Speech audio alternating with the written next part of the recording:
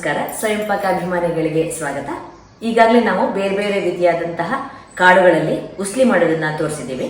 ಈ ದಿನ ಕೂಡ ನಾನು ಕಾಬೂಲ್ ಕಡಲೆಯಲ್ಲಿ ಒಂದು ರೀತಿಯ ಉಸ್ಲಿಯನ್ನ ಮಾಡೋದು ತೋರಿಸ್ತೀನಿ. ಇದು ಗ್ರೇವಿ ತರ ಇರುತ್ತೆ, ಅದರಿಂದ ನೀವು ಇದನ್ನ ಹಾಗೆ ಕೂಡ ತಿನ್ಬಹುದು. ಜೊತೆಗೆ ಚಪಾತಿ ರೊಟ್ಟಿ ಜೊತೆ ಕೂಡ ನೀವು ಇದನ್ನ ತಿನ್ನಬಹುದು. ಬೇಕಾಗುವ ಪದಾರ್ಥಗಳು: ಕಡಲೆಕಾಳನ್ನ ನಾನು ಭರ್ತಿ ಅರ್ಧ ಕಪ್ನಷ್ಟು ಇಟ್ಕೊಂಡಿದ್ದೀನಿ. ಈಗಾಗಲೇ ನಾನು ಕಡಲೆಕಾಳನ್ನ ತೊಳೆದ್ಬಿಟ್ಟು 1.5 ಕಪ್ನಷ್ಟು ನೀರು ಹಾಕಿ ನೆನೆ ಇಟ್ಟಿದ್ದೀನಿ. ನೀವು ಒಂದು 7-8 ಗಂಟೆಗಳ ಕಾಲ ನೆನೆಸಿ. ಹಸಿಮೆಣಸಿನಕಾಯಿ 3, ನಿಮ್ಮ ಖಾರದ ಅಪೇಕ್ಷೆ ಮೇಲೆ ಹೆಚ್ಚು ಕಡಿಮೆ ಮಾಡ್ಕೋಬಹುದು. ಕೊತ್ತಂಬರಿ ಸೊಪ್ಪು ನಾನು ನೋಡಿ ಸ್ವಲ್ಪ ಇಟ್ಕೊಂಡಿದ್ದೀನಿ. ಹಾಗೆ ತೆಂಗಿನಕಾಯಿ ತುರಿ ಹತ್ರ ಅರ್ಧ ಕಪ್ನಷ್ಟು.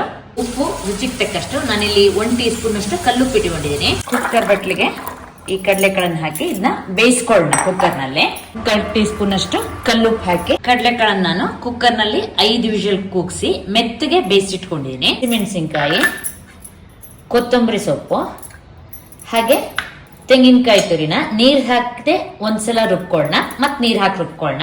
ನೀರ್ ಹಾಕದೆ ನಾನು ಒಮ್ಮೆ ರುಬ್ಬಿದ್ದೀನಿ. ಈಗ ಇದಕ್ಕೆ ನೀರ್ ಹಾಕೊಂಡು ಸಣ್ಣಕ್ಕೆ ರುಬ್ಕೊಳ್ಳೋಣ. ಒಂದು ಬಾಣಲೆಗೆ 1 ಟೇಬಲ್ ಸ್ಪೂನ್ ಅಷ್ಟು ಎಣ್ಣೆ ಹಾಕಿ ಕಾಯ್ಲಿಕ್ಕಿಡಿ. ಎಣ್ಣೆ ಕಾದ್ಮೇಲೆ ಅರ್ಧ ಟೀ ಸ್ಪೂನು ಸಾಸಿವೆ ಪಟ ಅಂದಮೇಲೆ 1 ಟೀ ಸ್ಪೂನು ಉದ್ದಿನಬೇಳೆ ಹೊಂಬಣ್ಣಕ್ಕೆ ಬರಲಿ. ಉದ್ದಿನಬೇಳೆ ಹೊಂಬಣ್ಣಕ್ಕೆ ಬಂದ್ಮೇಲೆ ಇಂಗಿನ ತೀಕ್ಷ್ಣತೆ ನೋಡಿ ನೀವು ಹಾಕೊಳ್ಳಿ. ಕರಿಬೇವು ಒಂದು ಸ್ವಲ್ಪ ನೋಡ್ಬಿಟ್ಟು ಹಾಕಿ. ಹಾಗೆ ಅರಿಶಿನ ಹತ್ರ 1/4 ಟೀ ಸ್ಪೂನ್ ಹಾಕಿ ಸ್ವಲ್ಪ ಕೈ ಆಡಿಸ್ಬಿಟ್ಟು ಈ ಕಾಳುಗಳನ್ನ ಹಾಕೊಳ್ಳೋಣ.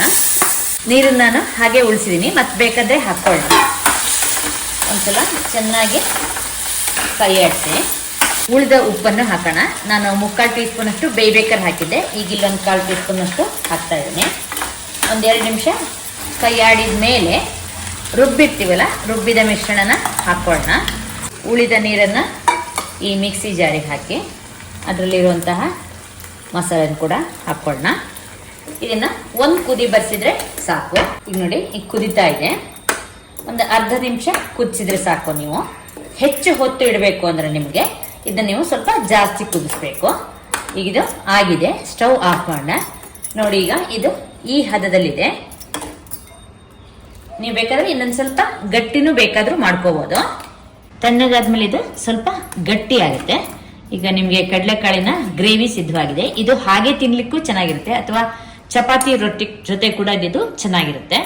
ನೋಡಿದ್ರಲ್ವಾ ಕಾಬೂಲ್ ಕಡಲೆ ಉಸ್ಲಿ ಹೇಗೆ ಮಾಡೋದು ಅಂತ ಹೇಳಿ. ನೀವು ಕೂಡ ನಿಮ್ಮ ಮನೆಯಲ್ಲಿ ಈ ಉಸ್ಲಿಯನ್ನು ಮಾಡಿಬಿಟ್ಟು ನಿಮ್ಮ ಅಭಿಪ್ರಾಯ ನಮ್ಗೆ ತಿಳಿಸಿ. ನಮಸ್ಕಾರ.